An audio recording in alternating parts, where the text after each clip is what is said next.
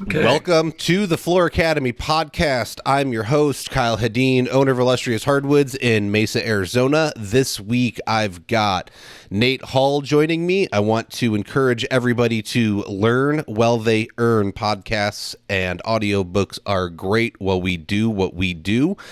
And so you can... you get that education while you're working, and it's going to help you go a long way. Don't forget to check out our website, flooracademypod.com. You can find a link to our Patreon over there. You can also find our shop and pick up some sweet gear. Like if you are tuning into our live streams we do now, you can see that awesome t-shirt in the background.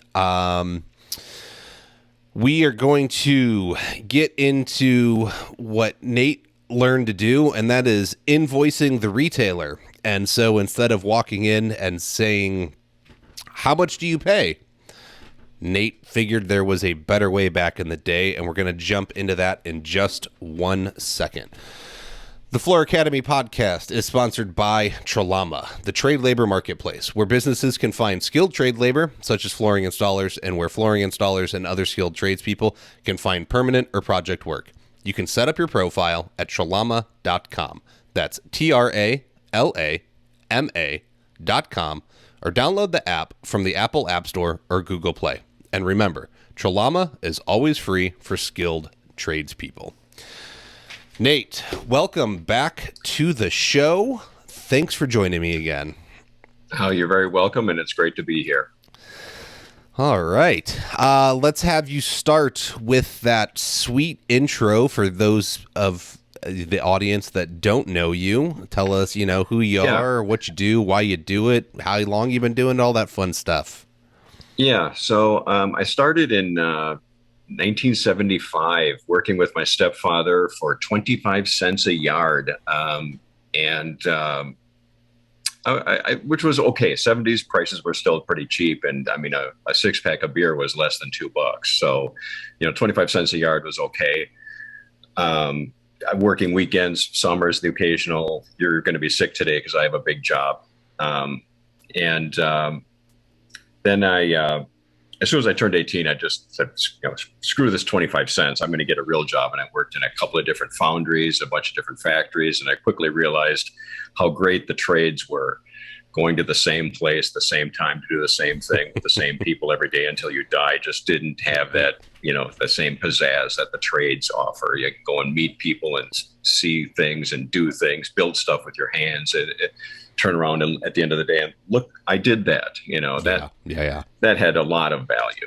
And so I hooked up with a guy who I mentally agreed to myself, I'm going to work with this guy for 5 years, because that was the union apprenticeship term in order to become a journeyman. So I thought, I'm going to become a journeyman. I want to learn this and I want to do this.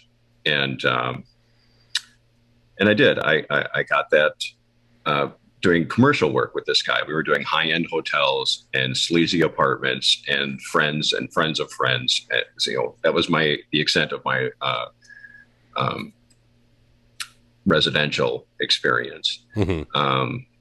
And he then got a job doing a hunting guide in Colorado, moved out of state and just left me in a lurch, kind of. I mean, so I figured, well, I got to go to a store and get a contract and get jobs. They sell all the carpet. They have the jobs. I need the jobs. It seemed, perfect. So I went and I got a job, and I was charging the going rate, which at that time was $2 and $2.25 for concrete. And so I built a little price list on a notepad. I wrote down what I thought was good, and they thought that was good, and that's what I did. And I worked at quite a few different stores, because after a while, there were these things would come up where I would have to do stuff that wasn't on the work order, and that, you can't get paid for that. It's not on the work order, and so on and so forth. Or just changing my invoices when I would bill the job. Sorry about that. All good. And you're just going to have to chalk that up to experience, or we'll get you next time, or we've got this job coming up and we're going to ask you to do whatever, and we're going to supply the glue, or we're going to put in the tack strip for you, or we'll send the store monkey over to do the take up for you. And then you just don't, bill for it. And then they do half of it. It was just a circus, and but I was going along pretty good. I became the head crew at most, the problem solving guy, because I had a lot of patience and I had a lot of experience with fixing things so that my stepfather, the insanely angry installer, couldn't find it. So I was pretty good at fixing my own mess ups, and I became good at fixing other people's mess ups. So I became like the key crew at most stores that I worked for. So then one day the IRS came and said, "Oh, Nate, you owe us, thousands of dollars." Then it was tens of thousands of dollars. And it quickly became apparent that I'm not going to be able to continue doing this at the store like I was doing as a subcontractor. So I just started working for other companies as an in-house employee installer in order to get a tax return, which I would then sacrifice on the altar of my huge tax debt. Yeah. But at that point, my tax debt was so huge that my little payments weren't even making a dent. So I kind of just went off the radar. I went underground. I just started working for cash. And that worked pretty good. I had built up some contacts at this time, and by this point in time, I had landlords and whatnot that would come to me for jobs, and I had contacts with different warehouses and places where I could get carpeting, and so it was working out pretty good. And then I had kids. The downfall of us all. Right. And those kids really, they took a whip to me and snapped me into shape like you wouldn't believe. So I was working for companies by this point, I now had deductions. Kids are tax deductions. And so my tax returns were like $4,000. But it still wasn't enough, because at this point I had owed like $30,000, and it kept going up incrementally. Oh yeah. Even though I was paying $4,000 a year, it wasn't enough. Yeah. So I had some issues with my own personal life at this point, drugs and alcohol and whatnot, and that had come to a head when my ex threw me out of the house. So I went, and I actually had sobered up when the kids were pregnant, when the wife was pregnant with the kids. And you had me worried there for a second. Yeah, no, I had sobered up, but she didn't. Okay. After she had the kids, she went back she just thought now we can party now, with partying with kids. I'm like, no, we have these kids that depend on us for our very lives. We kind of need to straighten this out and stay straight and whatever. So that split up the marriage, got rid of the wife, kept the kids. Now, as a single parent working for other companies as an underpaid in-house carpet installer, it was not working out real well. But my second wife convinced me to go talk to her accountant. And that was huge. He said, Nate, when you didn't file, because for a while there, I just didn't even file my taxes, because I knew what was going on over there. It's like, well, the less they know, the better. Well, when you don't file, they take the average income from installation companies, some of which have like 32 trucks or 40 trucks going out every day. They average that income and assign you that number, and that's your income. And they give you no deductions and say, now you owe us this much in tax. And that's why my tax debt was so enormous. Whoops. The accountant told me that you're entitled to reasonable deductions. In other words, the IRS knows that it takes money to make money. It's like, if you're not claiming 5 times your income as a business expense, they're probably going to let it slide. You just have to be reasonable about it. There's things you can write off, like your clothing. As a flooring installer, you can write off your clothing. As I do sales, I can write off nice clothes because I need that to make sales. So I got a lot of information from this guy, and when he backfiled for me, it turned out I had overpaid by sacrificing all my multi-$1,000 tax returns, I'd overpaid to the tune of $10,000, and the IRS started sending me checks, and then the state followed. They started sending me checks, and so I used that money to start a flooring company because I'm a slow learner. And Okay. but I really dotted my I's and crossed my T's, and I watched what I was doing. And I did, again, go to stores with a different mindset. Because my new wife had asked, well, Nate, how much are you going to charge? I said, well, the going rate is $4 a yard. And so I'm going to probably have to charge $4 a yard. She goes, well, how much does it cost you to put in a yard of carpet? I don't know, but I knew where to find out, because at this point, CFI, I was a member of CFI, and they had a spreadsheet that you could put in your numbers and figure out how much it cost. The cost of doing business, it was called. And I found out with my numbers that it costs $4 a yard to put in carpet. In other words, the stores were paying you a break-even amount. So you would get exactly how much it costs you to do your job, and then you'd have to do a cash job on weekend to put food on the table, or anything, to do anything. Okay. And so I started at $5 a yard. I figured I've got to make at least $1 a yard, and it was really hard. A lot of stores didn't want to pay that extra dollar because they had guys that'll do it for $4. Why would I pay you $5? But in that time frame, I started looking at the business end of it, and that was my weakest point, and I knew that was my weakest point. And so I started taking seminars at services and any other opportunity to learn how to do business. I was at it, and somewhere along the way, I found out that you can write off bad debt. And when these stores were, almost without fail, every store does this at some point, sometime, to some degree. They tell you what you're billing for. You're not going to get paid. We're changing your invoice to match our check. And here's your check that's smaller than the invoice you submitted. And when I told my wife that, she kind of laughed and said, that sounds illegal. I'm like, well, it's kind of like stealing, which pretty much is illegal. It's even one of the 10 commandments, for crying out loud. So I found that you can write off bad debt. If you bill somebody, they don't pay you, you can take a tax deduction for that. And my wife was kind enough to write out the process that we use with Peachtree Accounting right here. I have, and I'm willing to divulge this information because this is valuable.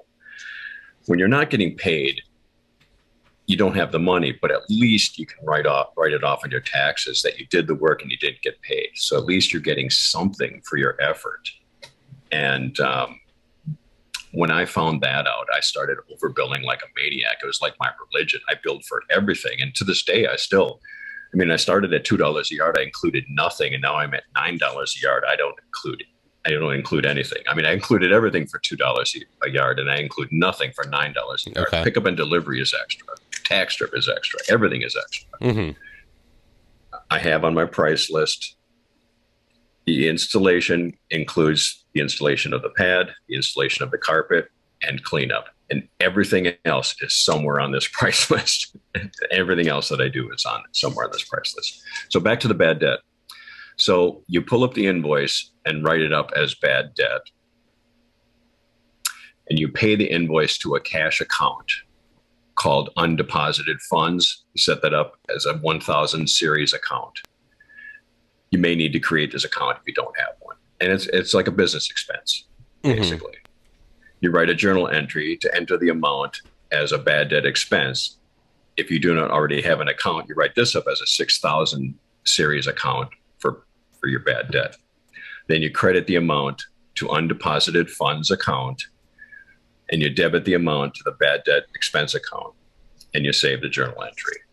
So it's a journal entry item that you write and get it into a business expense that you don't have. And that way the account, it doesn't haunt you. My accounting software will keep telling me over and over, if I have an unpaid invoice, that thing will just sit there and haunt me every time I turn on the program. Oh, you have this unpaid account. You have this unpaid invoice. This invoice 1132. It's like, I know.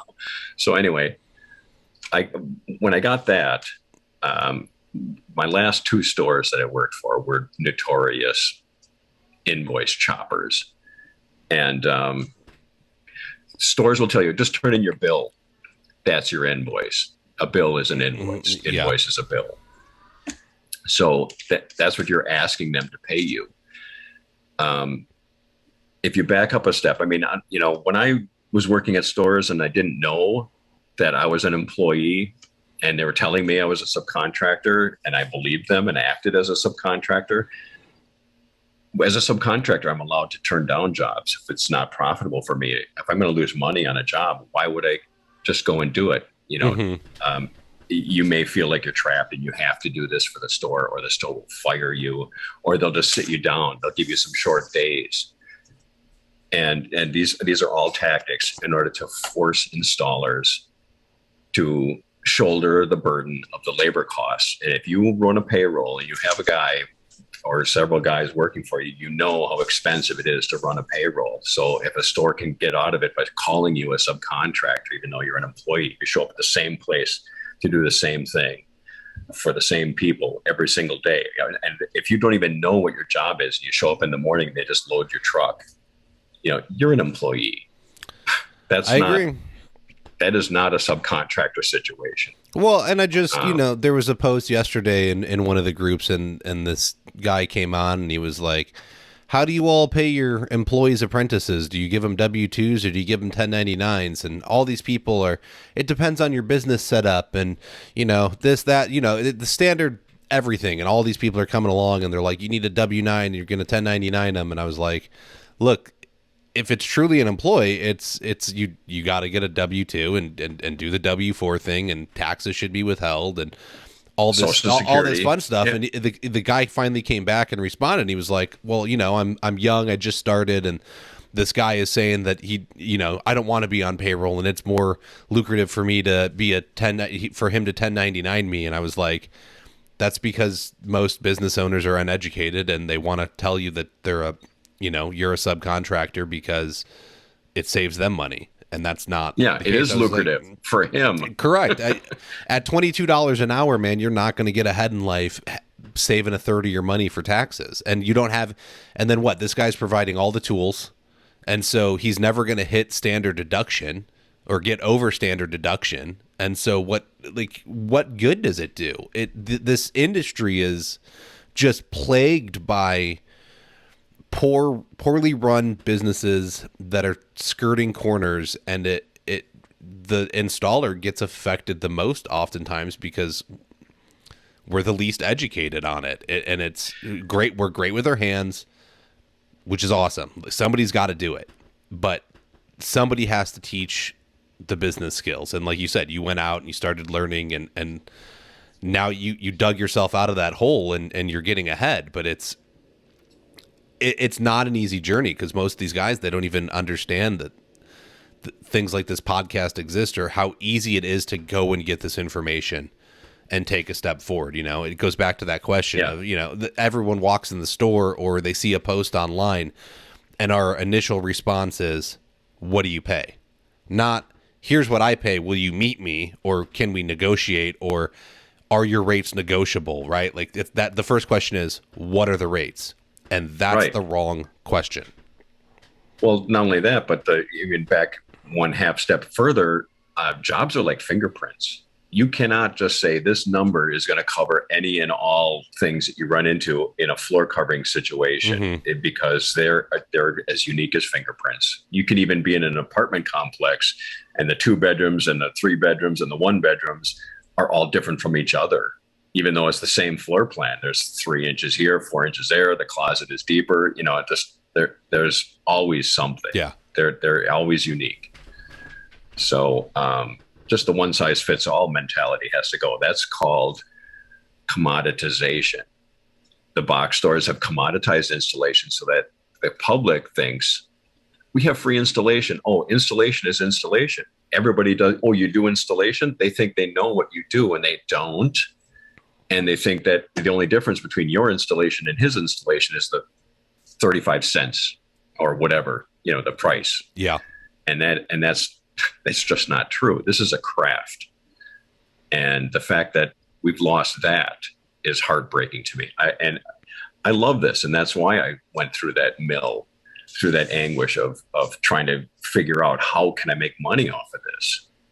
Mm-hmm. And how do I keep the money that I make off of this?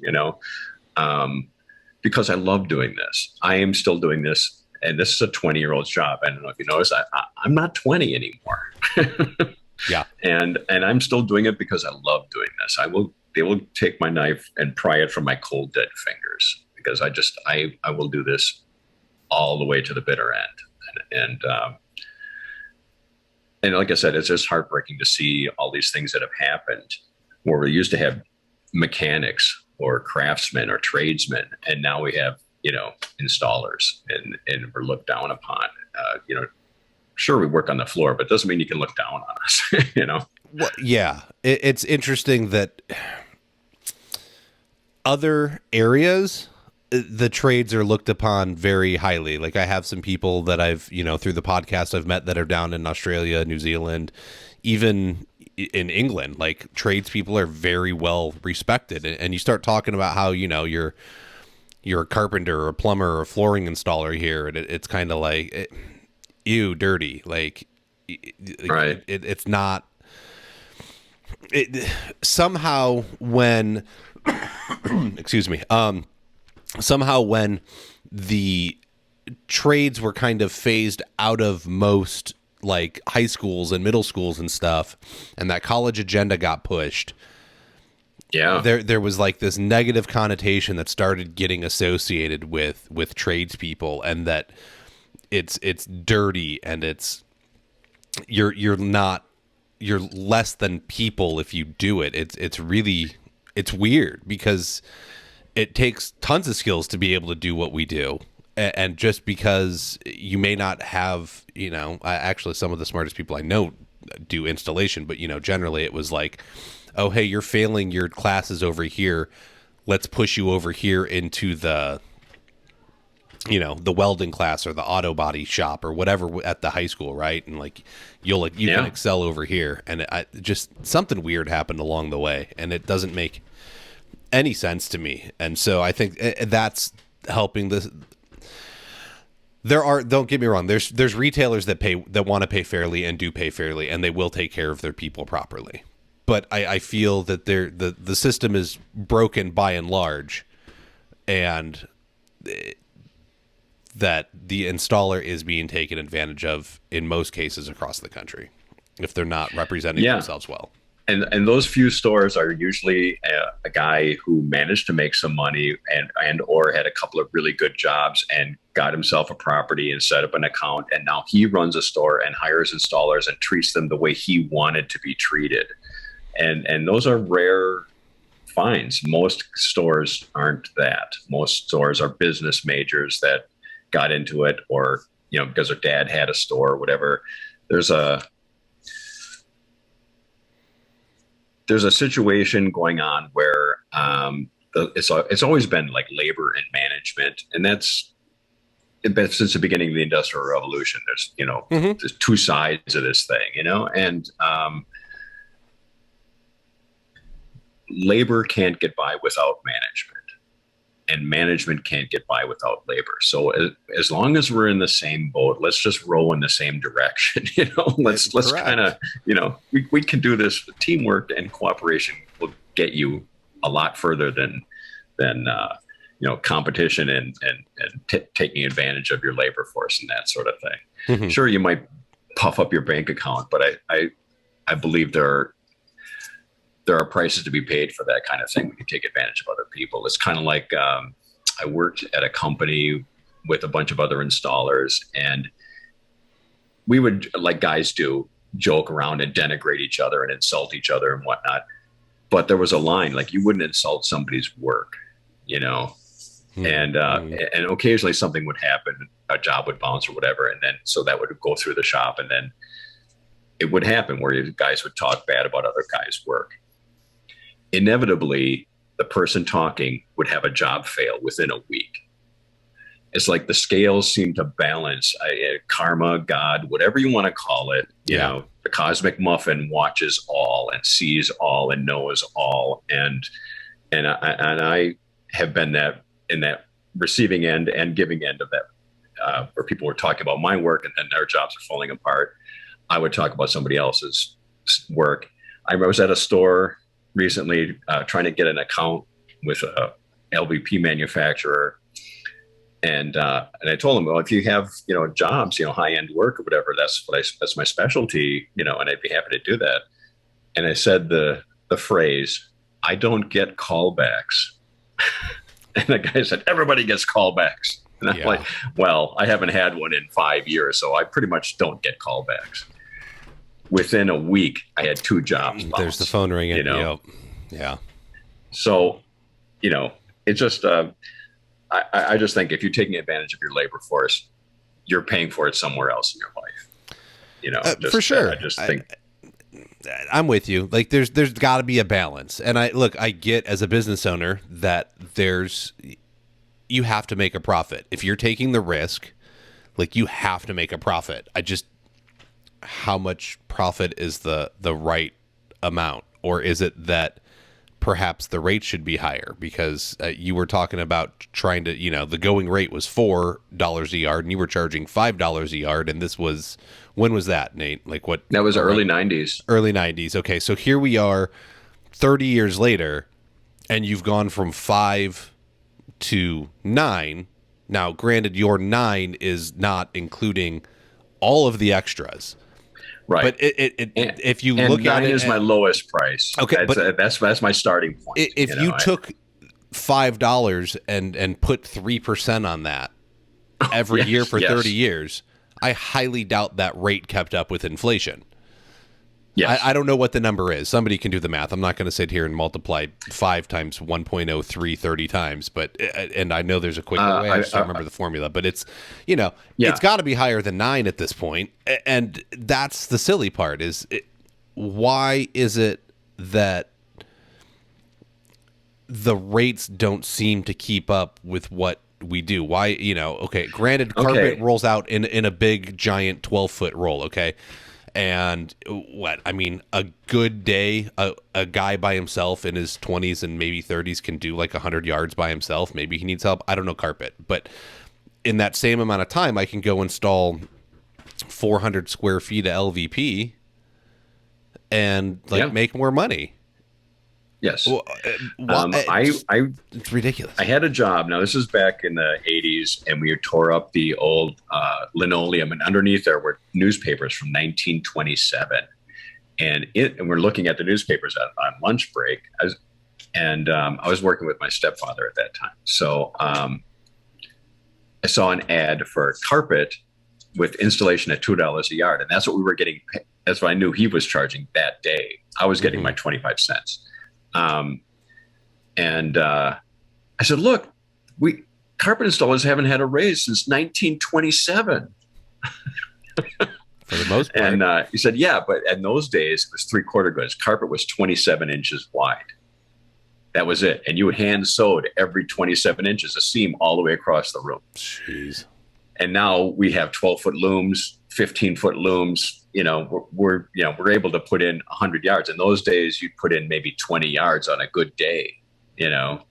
So technological advances have helped change the labor output, massively. Oh, for sure. Yeah. But nowadays we have like the seamer down now and Cool Glide and other technological advances, but that doesn't make you any faster. The Cool Glide might get you on the floor a little bit faster, but it really just saves you minutes. It saves you about as much time as it takes you to go to the truck and get the thing and come bring it in and plug it in and use it. You're not really saving enough time to make it even pay for itself. It's not really a time saver. It's just a tool to mitigate seam profiling and the seam tape from showing through the face of the carpet. That's what it's for. It makes a stronger seam. It makes a better seam. It's not really a money maker. It's a quality maker, I guess. Well, So let's dive into. I mean, I love what we're talking about, but we gotta try and get into the meat of this. So Right. at one point, excuse me, man, this cold, like 2 weeks, it's ridiculous. You you essentially, like, you had problems with a contract at one point, or you didn't have a contract, because we had this Yes. conversation a little bit, and you walked in and you made up a rate sheet, and you started saying, Yes. like, you asked for that $5 a yard, and the shop Yes. didn't want to pay it, but you came up with a way to do it, and you, instead of going in and saying, what do you pay, you said, no, here, this is what you're going to pay me, let's make this happen. Right. So I took the price list, and I had 2 signature spaces on the bottom, and I had him sign it and make a copy of it. So I had a copy of the price list with his signature. He had a copy of the price list with my signature. And I said, no, these are the rates that we're going to agree. This is what I'm going to charge unless I get notified, and I notify you in advance. And this is what you're going to pay me unless I get notified in advance. Because I didn't like the negotiating the job price after the job was done. Mm-hmm. I felt that was unfair and unreasonable and unrealistic. I mean, I can't say enough bad about it. The job is done. Yeah. We're way past price negotiation at this point. For sure. You know? And that was my beginning of, that was my contract. So I'm a subcontractor. So I figured I'm going to have a contract, not a verbal agreement that he breaks whenever it's convenient for him, and I can't break it no matter what happens. And that kind of got me blackballed. I really had a hard time getting work at that point. And then I just started selling my own jobs. And I did work for some high-end stores because they knew I was good and I could deliver. And I overbilled the crap out of those guys. And I wrote off a lot of bad debt. I think I had one year over $5,000 in bad debt from just invoicing this guy and him changing the invoices. You know, I had an agreement. I had an agreement with the store. If you change my invoice, I want you to write on the check the number of the invoice that you changed so that I could keep my books clean. And he did that, and I did my bad debt, and I got my $5,000 tax deduction. And in fact, that guy was saying, Nate, you're going to price yourself out of the market, or this is a designer price list. This isn't a retail price list. You can't possibly, make it like this. And I did make it.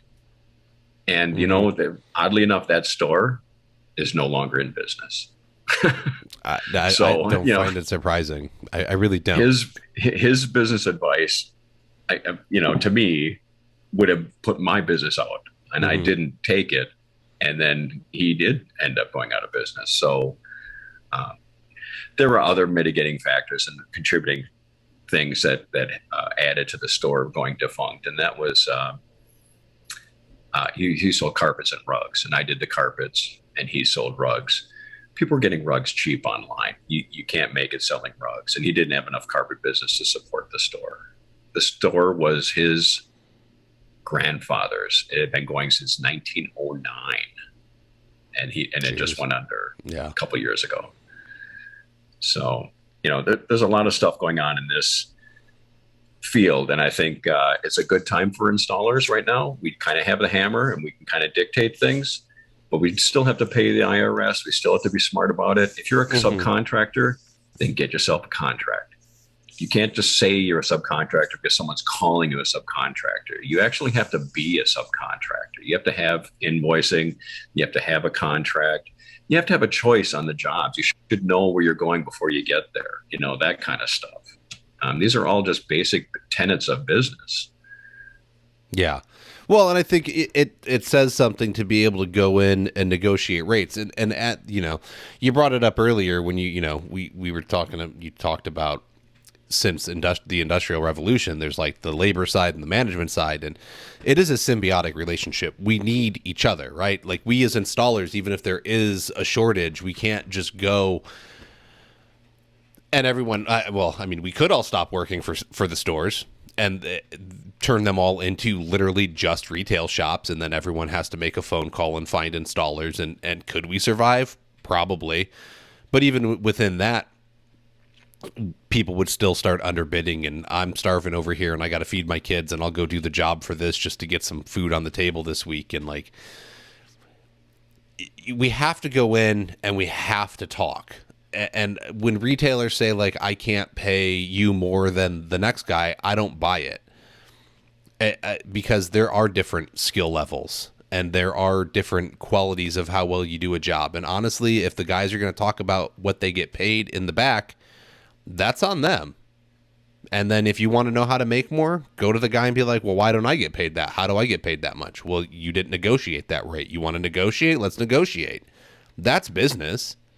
It's a series of negotiations and learning and bettering yourself, not walking in and here's the price list and then you don't even like it. That's all I'm going to get. Correct. Well, and let alone like I've seen some shops numbers and like usually, like the left side of the sheet is like what you get paid for installation and the right side of the sheet is like all the extras. So if you have to do self-level, pull a toilet, move furniture, all that kind of stuff. I've seen good left sides. I've never seen a good extra side. Ever in my life have I seen an extras list that I was like, those are fair rates for not having to like sell it, go and pick it up, supply it. Like those are fair. I've never seen it, right? I've seen shops offering as little as $25 to pull and reset a toilet, and you have to provide the wax ring. So I got to go to I got to waste my time going to the store, buying a $6 wax ring, and I'm not buying the $6 one double thick if I'm providing it myself, right? I'm going to buy the skinny one that's $3. Yeah. And so what? I make $22 plus minus my time going to the store. I did the toilet for free. What's the point? And the liability of it. And the sad thing too is if that toilet fails, your insurance company will laugh in your face because you are not covered for plumbing. Correct. No matter what kind of flooring you're installing, you're not covered for plumbing. Exactly. The liability's through the roof on it. And I mean, I do it, but that's my choice and my risk, and I get that. Right. It's just I do it too. And it's hard not to. If you're in a hard surface, pretty much that's it. It's amazing to me to walk in and say, yeah, that looks fair.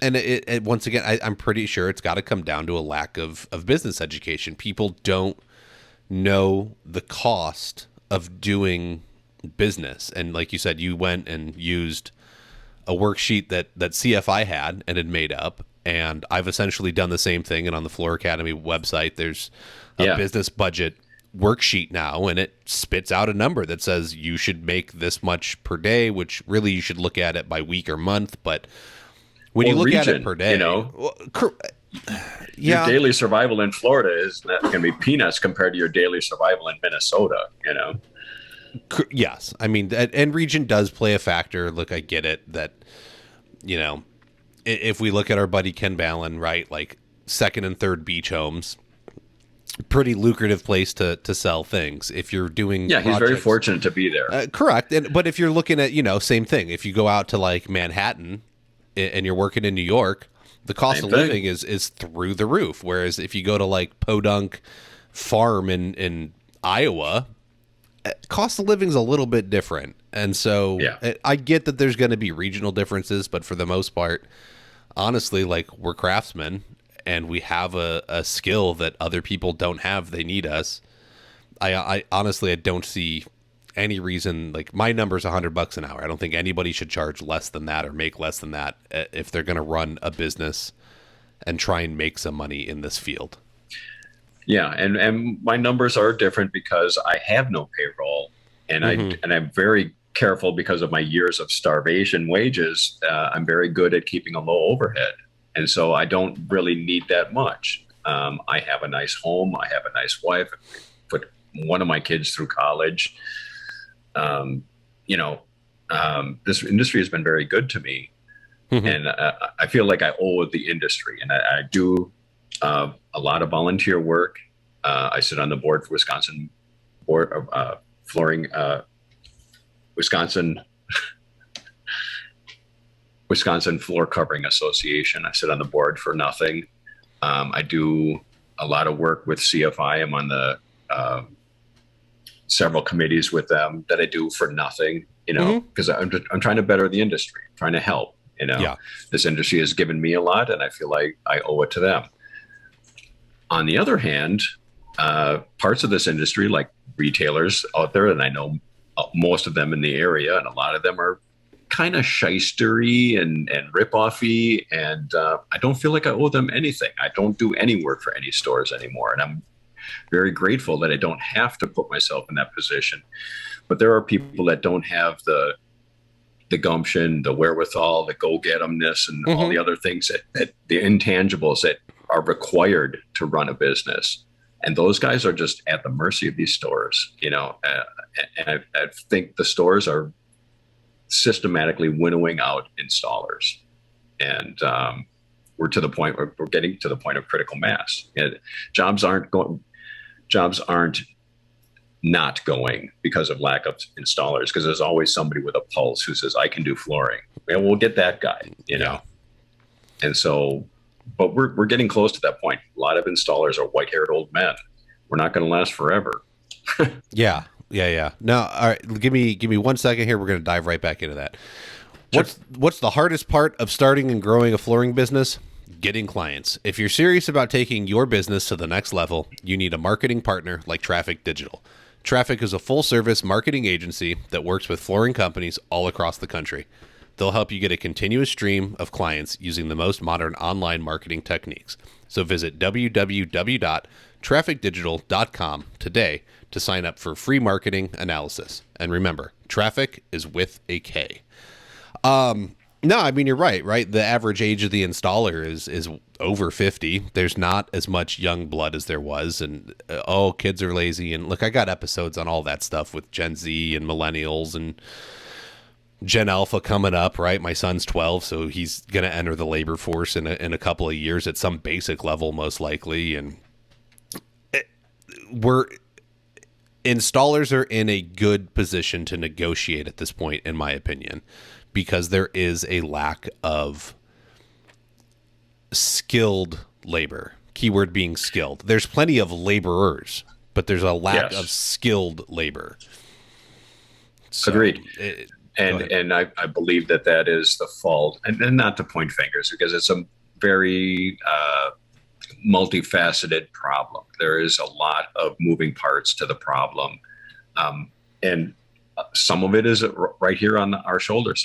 As an installer, I can't tell you how many times I heard tradesmen say, I'm doing this so my kid doesn't have to, And so after decades of that, well, here we are. The kids don't have to, and they don't want to, and they aren't doing it. And so here I am, grandpa is doing it, Mm-hmm.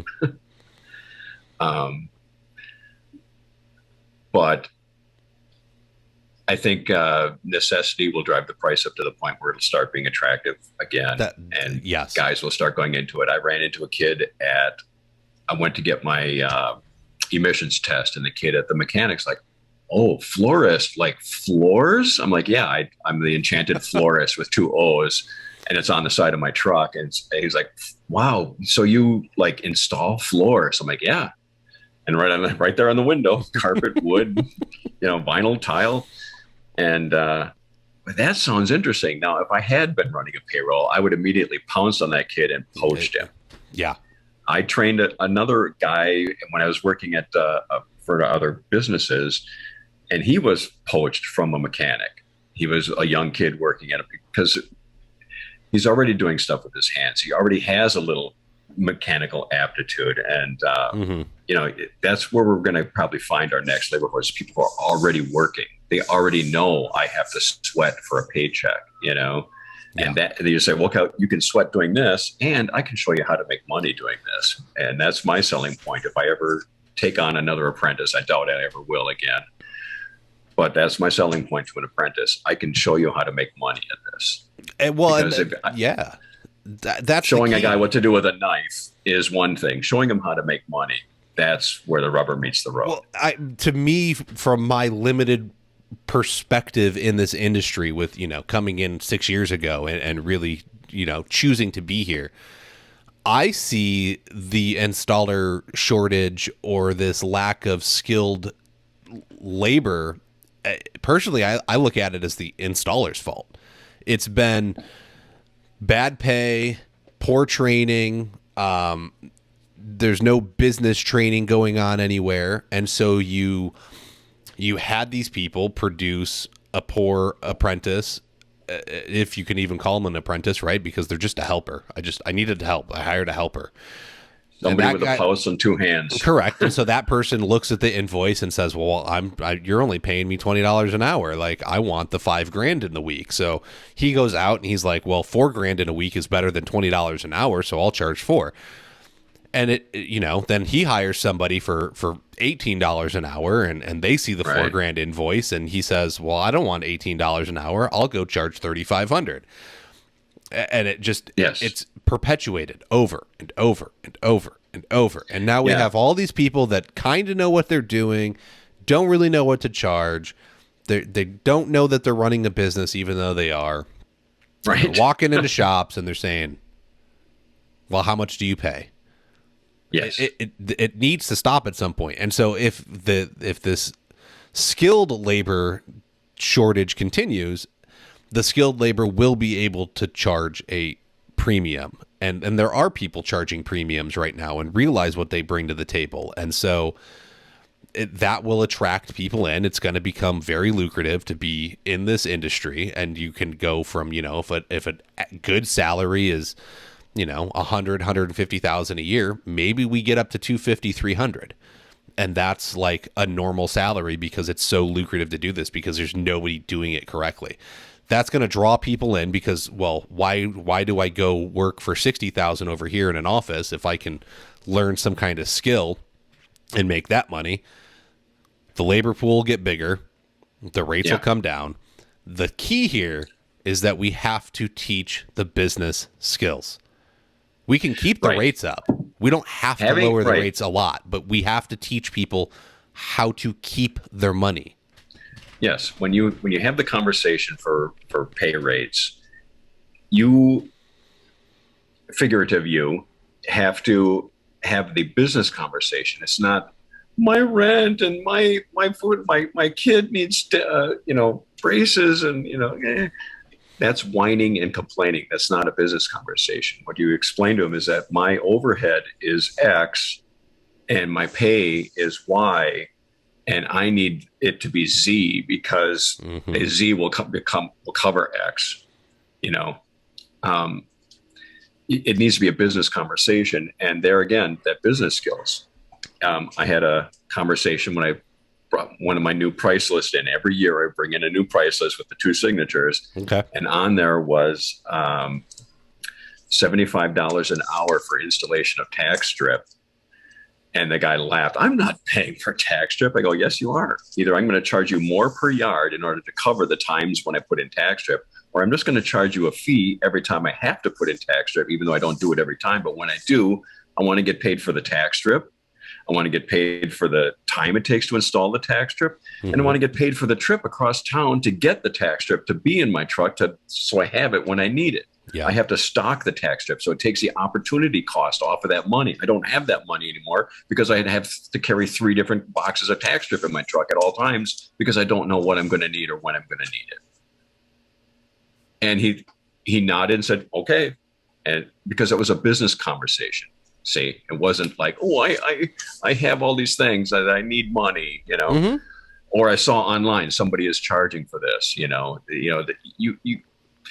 there are reasons for it, but if you put it in a business context, most store owners will understand, oh, I understand. You need to keep going as a businessman, and you need this money to do so. Yeah, I think when you meet people where they're at, right, it's hard to argue with the numbers. And obviously, look, I'm big on statistics and numbers, and they can be manipulated. But if you can... Hey, math doesn't lie, though. But if you can sit down and show somebody, here's what it costs to run my business, here's what's going on, it's kind of hard to argue with. And they're either going to accept it or they're not. And if they don't want to accept it, look, there's, well, in Phoenix, and I know in Milwaukee where you're at, like, oh yeah, there's a flooring store around the corner. You don't have to go very far to find somewhere else to work. And if you really want to, it's as easy as going on Craigslist or Facebook or Nextdoor or put up something. This is what I do. You'll get phone calls, and then you can charge whatever you want. You have to learn to sell it for that price, but it's really these, like, I don't know. That I hand out I actually have mailed these. Um, the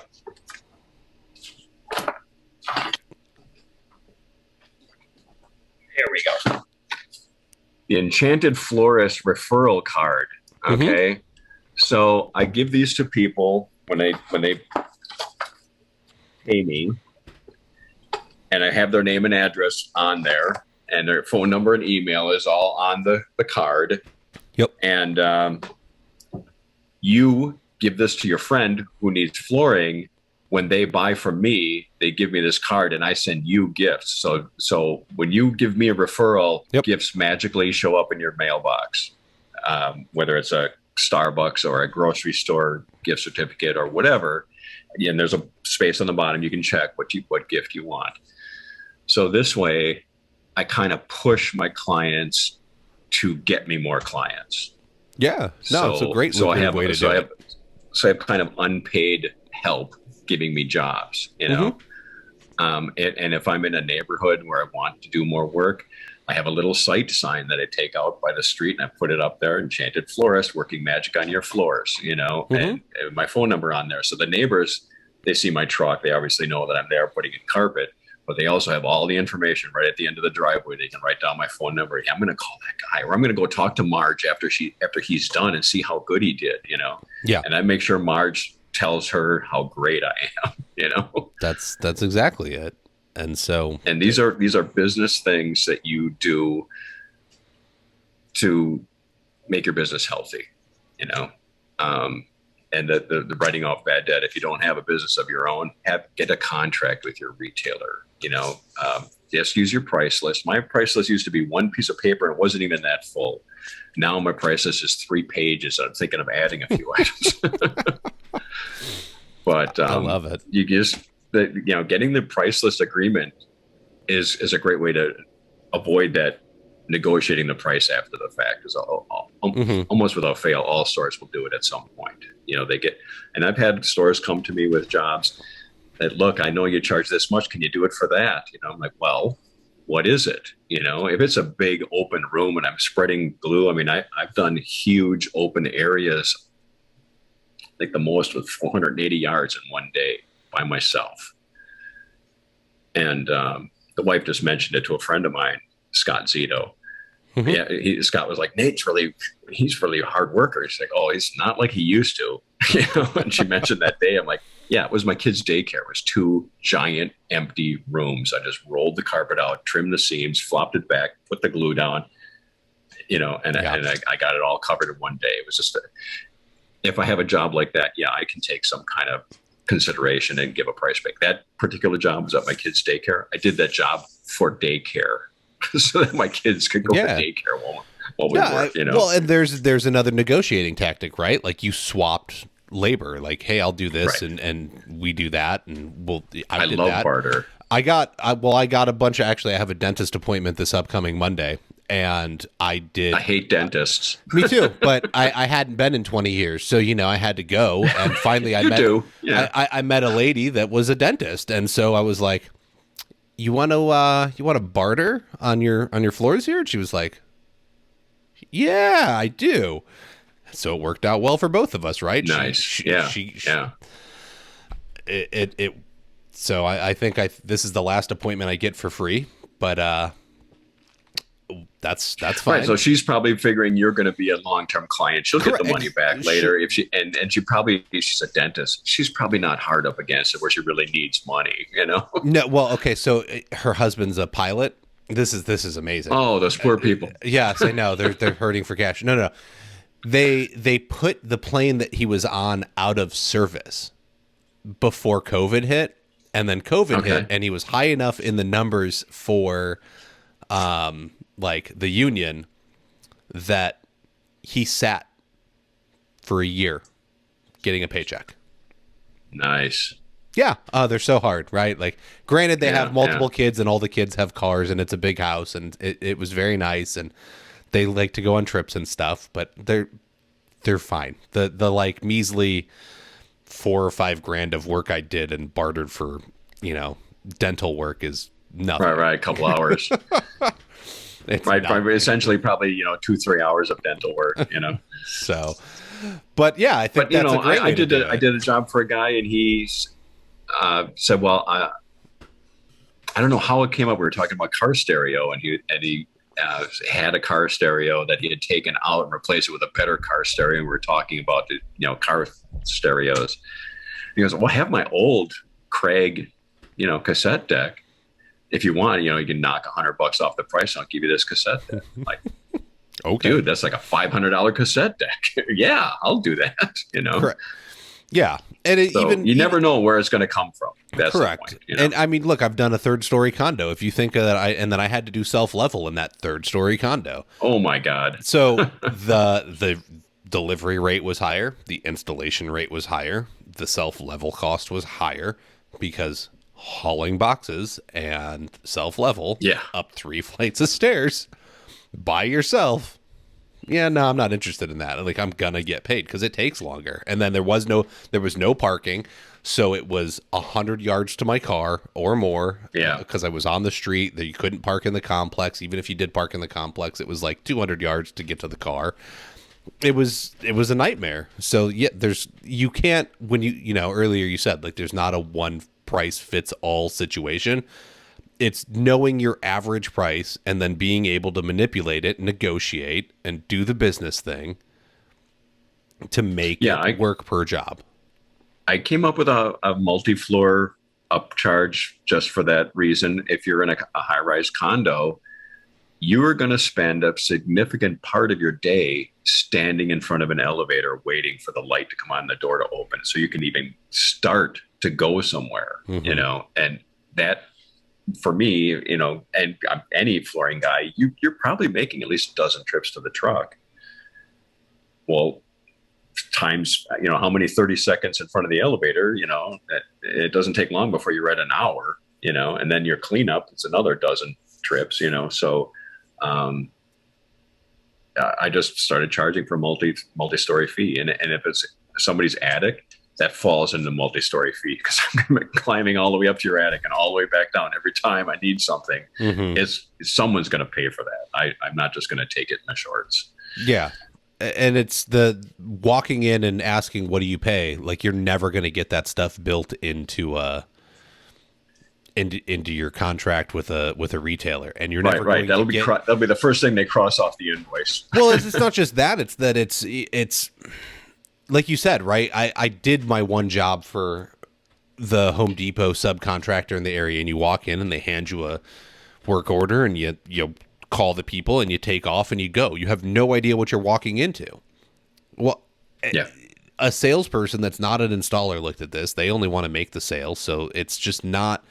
The system's not set up right. I need to know what I'm getting into so that I can look at the job and figure out what's necessary, what things should cost. Like, I need more info. You should hand me that, and I should then be able to bid on it and say, well, let's change this beforehand. Show me some pictures.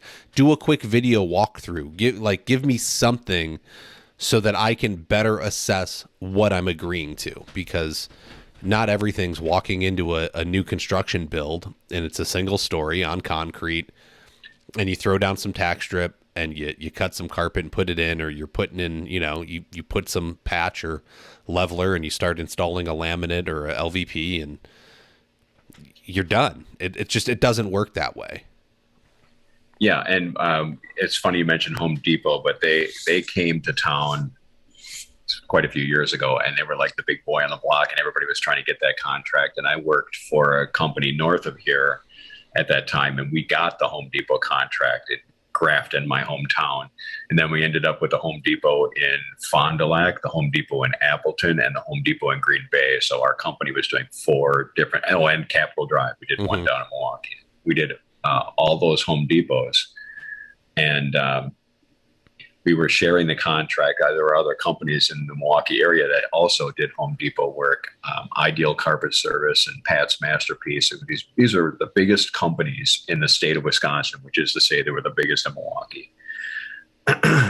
And even the company I worked for and all those other, the biggest ones in the state, they all went out of business. Home Depot does not play well with others. It's a good break-even account. You just don't make money off of. guys that think they're making money, you're really on the treadmill. You're not going anywhere. It's a break even account. Yeah, So. it's not. That's definitely a place where like you walk in and see the rates, and I was right back out the door. Nate, is there something that I didn't cover in this that I should have covered? Do we need to dive into anything a little deeper? You didn't ask me my CFI number. No, I actually hold over 8 different CFI certifications. Okay. Because I went down to Chicago and I got certified in 95. I took 5 written tests, 5 hands-on tests, and I became a master installer in 1 weekend. They don't do that anymore. So I let that lapse, and I went through and got all my certifications a second time, and I became a master too.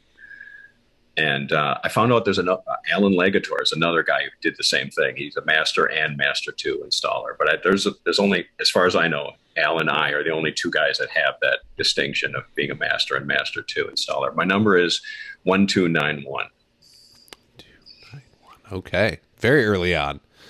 Yeah, I was in the second 1,000 of guys, and I think there's 60,000 now, 50,000. I don't know. I don't know where the numbers are because I'm 17,580. And something happened along the way. If there's like 50 or 60,000 guys, and I'm 17,580, and I think they just are in like 17,700 now or so. Yeah. I don't know what happened. But it's good. Go get your skills, guys. Go get certified. If you want to find a way to sell yourself to a retailer, don't ask what CFI is going to do for you. That's not the question. What are you going to make? What are you going to make your CFI certification do for you? Right? It's as dumb as asking a store, what do you pay? Correct. I saw it as a marketing opportunity. And so now I get to use that, and I get to go out and say, look, I'm the only guy in the Phoenix area within 75 miles that has the hardwood and laminate certification. Hire me. I've had clients tell me, you're not the cheapest guy, you're the most expensive guy, but you're the only certified guy that put in a bid, and I got the bid. So it does work. Correct. And everyone's always, oh, well, they don't even know it exists. So tell them it exists, because that's what I'm doing is I'm saying, right. Hey, I'm certified. Look at me. I'm fancy over here. Okay, back in the day. I'm not even better than most of the guys probably, but because I can say I'm certified, it matters to people. Right. I was working at a company, and I came in, Ideal Carpet Service. I came in, and there's a sticker on my truck, FEEC or whatever. I'm like, what's with the bumper sticker? And the owner said, oh, I went and got you guys all certified now. That was my first certification. I just showed up for work, and there was a bumper sticker on my truck, and I was now certified. Oh, yeah. That's how it works. Yeah. There's stuff out there, so I don't think they're in business anymore, but they're basically just selling certification bumper stickers, and that was their whole deal, Oh, my goodness. Oh, all right. If people have questions for you, want to reach out, want to chat, how do they find you? I am online on Facebook, Enchanted Florist. I have a website, enchantedflorist.com, and I'm reluctant to give out my phone number. Okay. Hey, that's fine. That's no big deal. You can probably find it online, though. Yeah, I'm sure it's on my website and on my Facebook page. So. Oh, too funny. All right. Well, thank you. I think it's enlightening to see that there are people, like you said, you came along, you had to learn some business, and you made it happen, and you said, look, this is what I'm going to charge. And the industry didn't kick you out. People were willing to work with you and negotiate with you when you went to them as a business person, and you made it happen. Do you work for stores now? I know it's not a lot if you do it all, but I don't. Okay, so you went and built your own business after that, but everyone has a path to take, and there's ways to do it. You don't have to accept what they're putting on the table. You can, there's other stores. There's ways to say that, hey, this isn't going to work for me. Stop accepting what's put out there and respect yourself and go get more. I don't care if you ask for 5 cents. If they're willing to pay, $3.50 a yard or $5 a yard, ask for $5.05. Ask for something. If you need more, calculate your expenses and get more. Yeah. So on that front, I did keep my yardage price the same, but I kept adding more and more extras. I mentioned my price is now 3 pages because I started charging for everything I did. I stopped including it so much for the yardage, and sometimes that's the way you have to go. And I was able to finesse more money out of retailers that way. Just not charge. I charge the same yardage, but I charge more for stairs and charge more for, all the incidentals. Yeah. Here's a vent. I got to undercut the door jambs. I got to put some patch down. Everything's got Everything's got a little cost to it. I got to prorate my tools, I love it. Yeah. Look, you said you had you used the CFI budget calculator. Go on my website, go on flooracademypod.com, go to the files tab. The business budget calculator can change your business. I guarantee it. Like, just putting in the numbers, you don't think your insurance costs a lot. You don't think your fuel costs a lot. You don't think about, like, I have things on there that, like, I put it out to the community. I was like, look, this is a good start. Like, what am I missing? And I think there's like maybe 20 different things to consider. And you can add more. If you have an expense in your business that isn't on there, you can manipulate the spreadsheet to add it in, and it'll spit out a number at the end, right? You pick what you want to get paid. You pick how much profit you want your business to make. You can put $1 million in there, and then all your expenses to get to $1 million. It'll tell you what kind of sales you need to be making. And that kind of clarity is going to get you moved ahead in this industry, because if you just keep showing up trying to do carpet or LVP or whatever it is that you're doing day in and day out by showing up to a retailer, if you're just showing up to do a job, it's probably not going to work out for you, because you have to have that business mindset to reach the next level. Yeah. When I got certified in 95, it occurred to me for the first time in 16 years, whatever, that, this is my career. This is what I'm going to be doing for the rest of my life. Now I get, and then I really started paying attention, started kind of moving forward and whatever. So that was a game changer. And also the business calculator, that becomes the subject of your business conversation that you have with your retailer to get more money. I need to survive, and I'm going broke doing your work now. This is not helping. I need to profit. We're allowed to make a profit here. This isn't communist China. We are. And if you're not in business to make a profit, then go be an employee somewhere. I'm sorry. I'm just you can do volunteer work at the Red Cross.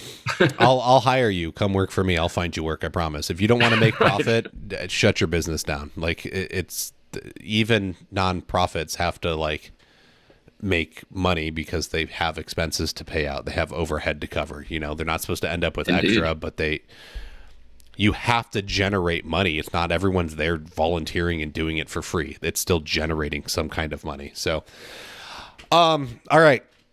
Thank you so much for joining me. I enjoyed the conversation. I always do. That's all the time we have for this week. Make sure that you check out the website. You can find us on any podcast listening app. Just search for Floor Academy. Make sure you subscribe. Tell a friend for me, please. Help me get those listens out there. Let's get this industry changed.